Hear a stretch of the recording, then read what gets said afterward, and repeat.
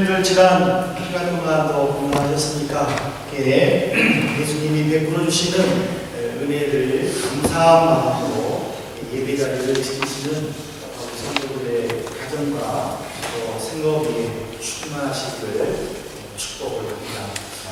오늘 읽은 이 본문 말씀을 중심으로 감당할 역할이라는 제목으로 은혜를 나누려고 합니다. 한국교회에서는 해마다 5월이면 가정의 달이라는 주제로 예배를 드립니다. 첫째 주일은 어린이 주일로, 그리고 둘째 주일은 어버이 주일로, 그리고 셋째 주일은 스승의 주일로 이렇게 예배를 드립니다. 그러나 또 한국 사회에서도 5월을 가정의 달이라고 이해를 합니다.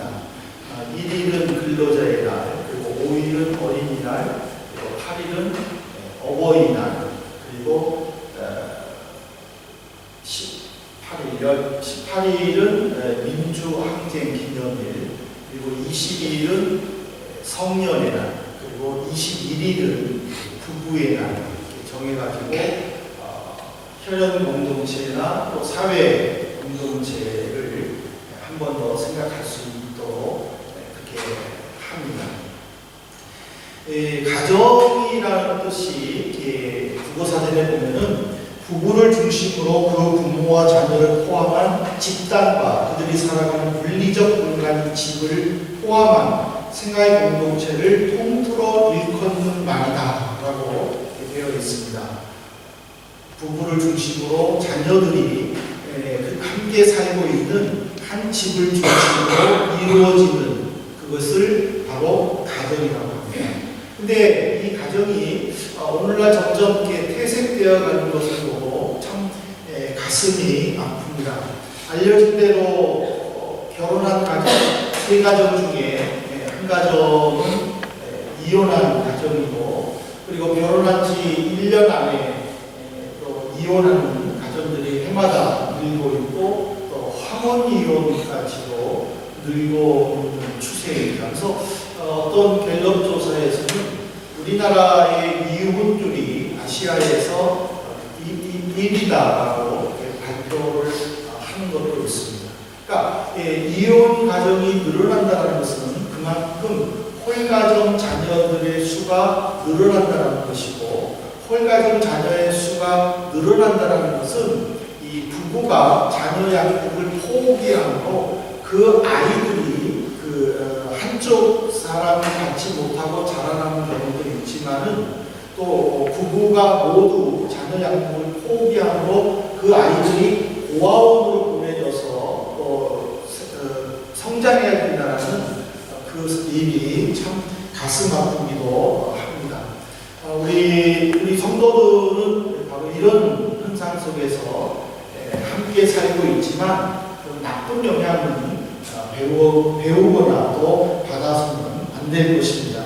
왜냐하면 이 성도 가정이라고 말했었을 때는 일반 사회에서 말하는 그 가정의 의미와 정의가 다르기 때문입니다. 일반적으로 성도 가정 이랬을 때에 기본적으로 보여야 될 모습이 뭐냐면, 그 가족 구성원들이 그리스도 예수를 개인적으로 영접하는 체험의 성도들이 이루는 것을 성도 가정이라고 이야기를 합니다.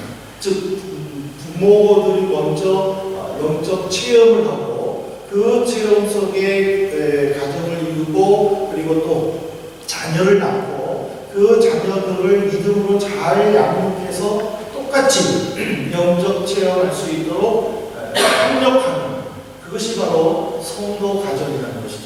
그렇기 때문에 자기만 생각하는 것이 아니라 서로를 배려하고 서로를 이해해주는 모습, 그리고 무엇보다 가정의 주인은 예수 그리스도라는 이 고백, 이것이 바로 성도 가정입니다. 여러분 시편 127편 1절을 보십시오. 여호와께서 집을 세우지 아니하시면 세우는 자의 수고가 헛되며 여호와께서 성을 지키지 아니하시면 파수꾼에 깨어 있음이 헛되도다. 그러니까 오늘 이 시인은 하나님에 대해서 하나님의 어떤 분인가를 고민을 하다가 고백하기를 하나님은 성도들의 가정을 세워주시고 그리고 성도들이 존재하고 있는 교회와 나라를 든든히 지켜주시는 분이다 라고 찬양을 했습니다. 우리는요, 혈연 공동체뿐만 아니라 사회 공동체 그리고 신앙 공동체를 위해서 성도가 감당해야 할 역할이 있다는 것을 분명히 알아야 됩니다. 그것을 바로 디모데전서 5장에서 잘 보여주고 있습니다. 1차적으로는 이 디모데전서 5장은 바울 사도가 교회를 목회하고 있는 디모데에게 어떻게 목회할 것인지를 가르쳐주는 목회 서신이지만, 그러나 제 개인적으로는 이 디모데전서 5장은 목회자 또는 사역자들 뿐만 아니라 성도들까지도 교회 안에서 성도의 관계 그리고 사회 공동체 속에서 나와 함께 교제를 나누고 있는 구성원들 그리고 혈연 공동체 속에서 내가 감당해야 할 역할들이 무엇인가를 우리가 충분히 깨닫고 또 그렇게 살아야 된다고 저는 생각을 하고 있습니다. 이 5장에는요, 각자 공동체 속에서 보여야 할 모습을 기록되어 있는데, 저는 두 가지로 말씀을 나누면서 우리가 주 앞에 결단하기를 소망합니다. 첫 번째로는 교회에서 성도는 어떤 모습을 보여야 되고 또 어떤 역할을 해야 되느냐. 1절을 한번 같이 보십시다.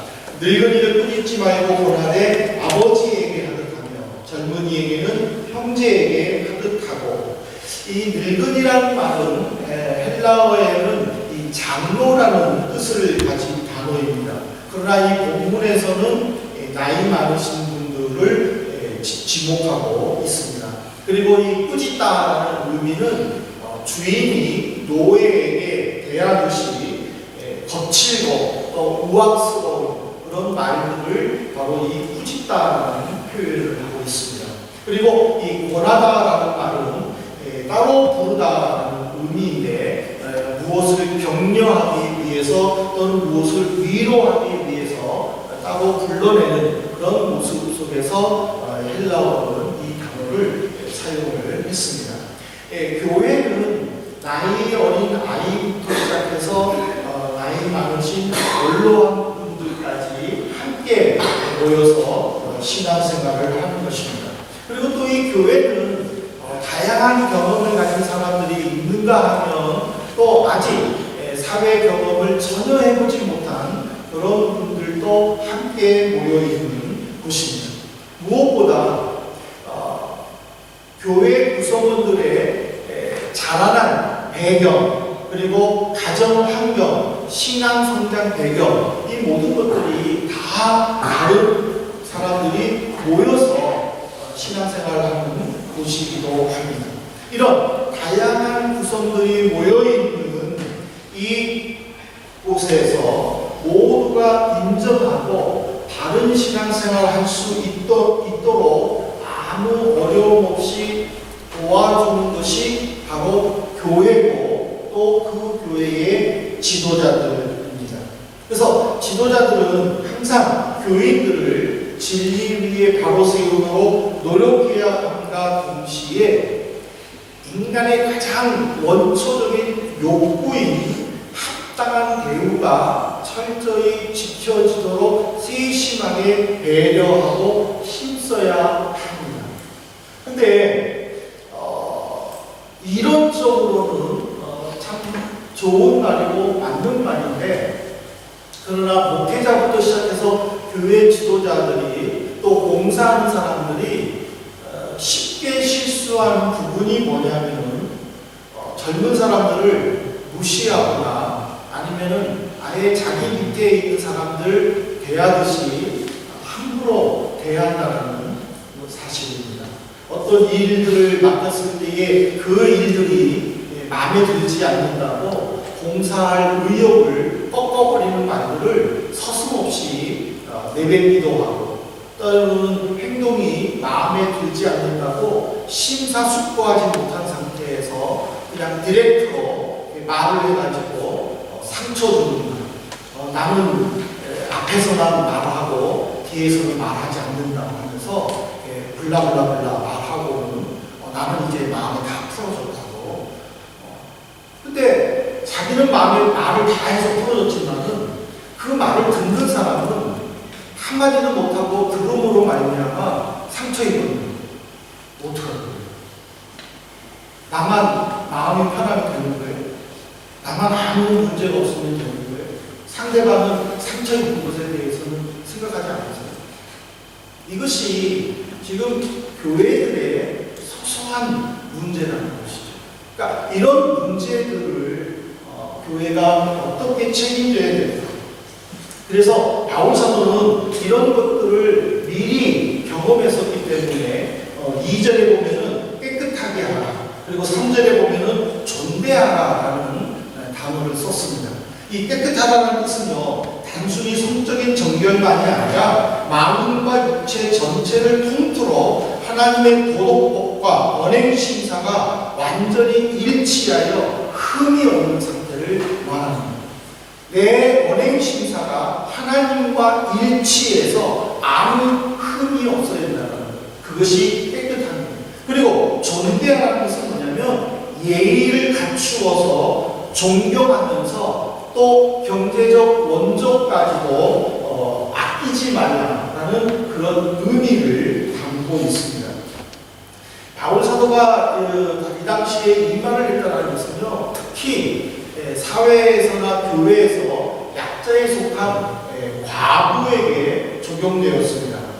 지금도 마찬가지지만은 그 당시에 이혼한 부부 사이에 이 자녀들이 가족의 보호를 받지 못해서 가정들에게 심각한 문제가 발생했었습니다. 근데 이것은 한 가정만의 문제가 아니라 그 가정으로 인하여 끼친 사회와 또 교회의 큰 문제이기도 했다라는 것입니다. 그래서 바울은 먼저 디모데에게 교회에서 이 일을 먼저 해결해야 된다, 사회에다가 100% 떠넘겨서는 안 된다, 그런 말을 기록한 것이 바로 5장의 내용입니다. 그 교회가 건강한 교회인가 아니면 건강하지 못한 교회인가를 판단해야 된다면 약자를 대하는 교회 구성원들의 태도를 보면 쉽게 알 수 있습니다. 그러니까 만약 건강한 교회라면 그 교회 구성원들이 약자에 대해서 관심을 가져주고 그리고 존대하고 깨끗한 마음으로 대하면서 함께 해주려고 하는 모습들을 본다면 그 교회는 100% 건강한 교회입니다. 근데 건강하지 못하다면 약자에 대해서는 아예 관심도 없고 강한 자에게 약하고 약한 자에게 강한 모습을 보이면서 그냥 모두 다 내 밑에다가 사람을 두려고 그러다 보니까는 서로 분란이 생기는 것입니다. 그러므로 우리는 지금 내 가정과 그리고 또 내 교회가 어떤 상태인가를 살펴보고 정말 건강한 교회로 나가기 위해서 내가 감당해야 할 부분이 무엇인가를 고민하면서 깨끗함과 그리고 존대함으로 서로를 격려하고 이해해주는 그런 아름다운 모습이 있어야 될 줄로 믿습니다. 두 번째로는 우리 성도들이 가정에 보여야 할 모습이 있습니다. 디모데전서 5장 8절 말씀을 보십시오. 누구든지 자기 친족, 특히 자기 가족을 돌보지 아니하면 믿음을 배반한 자여 불신자보다 더 악한 자니라. 그러니까 교회에서 성도들이 보여야 할 덕목이 가난한 사람을 도와주고 또 구제하기를 좋아해야 된다면 이 8절의 말씀은 성도들이 가정에서 어떻게 해야 하는가 또 어떤 역할을 감당해야 되는가를 말을 해주는데 이 8절에 나오는 자기 친족 그리고 자기 가족은 동급이에요. 그러니까 다시 말해서 홀로 사는 어머니나 할머니, 아니면 병들어서 힘이 없는 아버지나 할아버지, 또는 정신적으로 구체적인 상태의 연약함 속에서 돌봄이 필요한 친척들, 그들을 내가 그들의 요청이 없어도 자원해서 그들을 돌보아야 될 의무와 역할이 있다는 것을 가르쳐 줍니다. 하나님께서는요, 인간에 대한 성실한 봉사와 희생적인 이 사랑을 하나님을 참되게 믿는 것과 동일한 관계로 설정을 하셨습니다. 여러분들 예를 들면요, 마태복음 25장 31절부터 46절에 보면은 세상 심판에 대해서 기록되어 있어요. 근데 예수님께서 누구에게 상을 주시고 누구에게 벌을 주셨습니까? 바로 가난한 사람들, 내 주변에 도움이 필요한 사람들을 어떻게 내가 대해야 하는가, 그것을 보시고 판단했다는 사실입니다. 그래서 이런 예수님의 가르침을 깨달은 야고보 사도도요, 야고보서 4장 17절에 보면은 그러므로 사람이 선을 행할 줄 알고도 행하지 아니하면 죄니라. 그러니까 한마디로 말해서 가족과 친족과 주변의 연약한 사람을 도와주는 것이 하나님이 요구하는 선인데, 그것을 제대로 감당하지 못한다면 그것은 바로 믿음의 배반자라고 약속했다는, 선언했다는 사실. 이 때문에 우리 성도들은요, 늘 내 가족들, 친척들, 그리고 내 주변의 연약한 자들을 항상 관심을 가지고 돌봐줘야 될 줄로 믿습니다. 불신자들은요, 성령께서 성도들의 마음을 역사하는 것을 전혀 몰라요. 근데 성도들은 성령께서 나에게 어떤 메시지를 말씀을 통해서, 또는 주변 사람들을 통해서, 때로는 이런 기도나 또는 예배를 통해서 주셔요. 근데 그것을 내가 바빠가지고 무시하거나 거기에 대해서 내가 깊은 관심을 갖지 않고 그것을 놓쳐버린다면 하나님은 슬퍼하신다는 사실. 예를 들어서 어떤 성경 말씀을 읽다가 내가 오늘 이 말씀대로 살아야 되겠다라는 깨달음을 가지고 그렇게 살기를 원하는 것이 하나님의 방법이에요. 그래서 하나님은 우리의 양심을 보여주시고, 하나님은 우리 주변 사람들에게 필요한 말들을 적절하게 주셔서 그것을 깨달도록 인도해 주십니다. 근데 내가 내일에 바빠서 말씀과 기도 생활을 제대로 하지 못하고 주변 사람들과는 어떤 영적인 대화보다는 일반적인 사회적인 대화들로 인해서 하나님의 말씀을 제대로 깨닫지 못한다면 하나님은 슬퍼하신다는 사실입니다. 왜 그런지 아십니까? 하나님은 교회만이 아니라 사회까지도 관심을 가지고 계시기 때문입니다. 그러므로 우리는 내가 하나님으로부터 구원받았다는 믿음의 확신이 있다면 내 믿음에만 매여서 사는 것이 아니라 내 비록 작은 믿음이라 할지라도 그 믿음을 가지고 사회와 내가 속한 공동체를 위해서 섬기면서 살아야 된다는 것을 지금 오늘 이 말씀에서 우리에게 가르쳐주고 있습니다. 그래서 바울 사도도 분명하게 선언했잖아요. 그것을 돌보야 함에도 돌보지 아니하면 그 사람은 악한 자다. 그러니까 하나님으로부터 징계받을 자다라는 그런 의미입니다.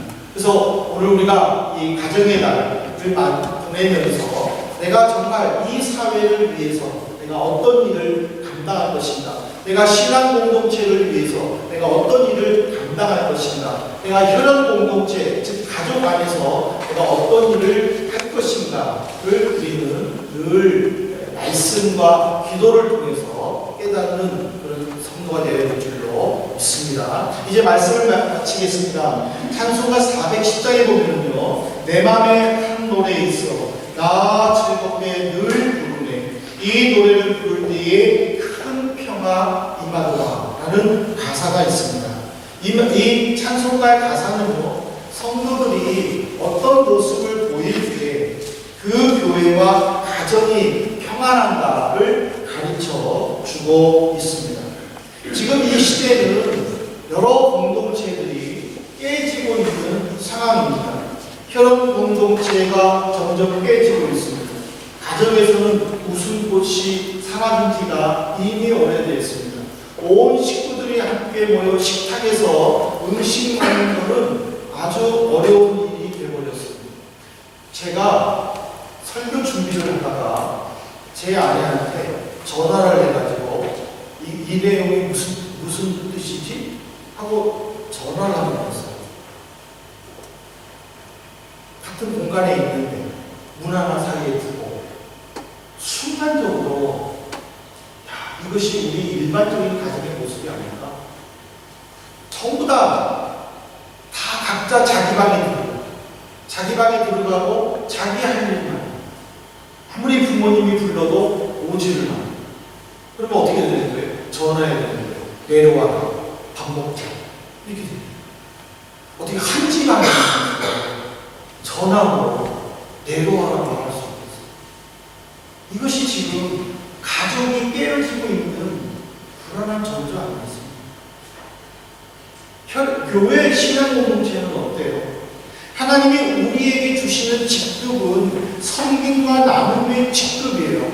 이건 이 직급을 가지고 내가 더 잘 섬기고 교회가 하나님의 은혜 가운데 부흥하도록 내가 힘쓰고 애쓰는 것이 직급이에요.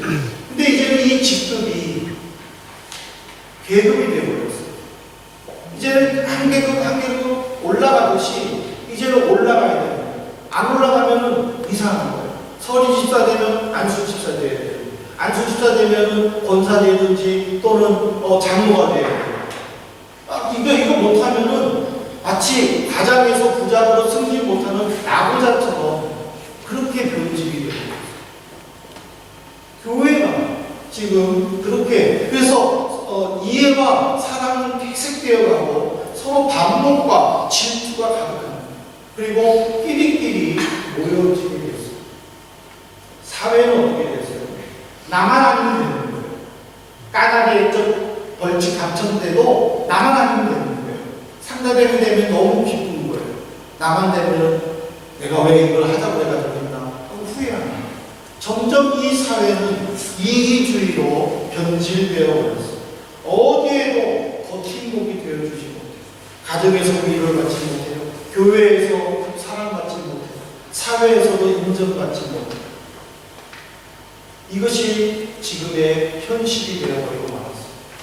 사랑하는 성도 여러분, 오늘 이 자리에서 말씀드리는 우리들만이라고 정말 가정에서, 교회에서, 사회에서 내가 무엇을 어떻게 감당할 것인가를 잘 깨달으시고 묵상하셔서 내가 있음으로 인하여 그 가정과 교회와 사회가 신뢰가 회복되고 행복이 넘치기를 진심으로 바랍니다. 그래서 여러분들이 계신 곳에서 늘 행복이 넘치기를, 웃음이 넘치기를 주님의 이름으로 축복합니다. 오늘 이 시간에 이 말씀을 묵상하면서 잠시 기도하도록 하겠습니다.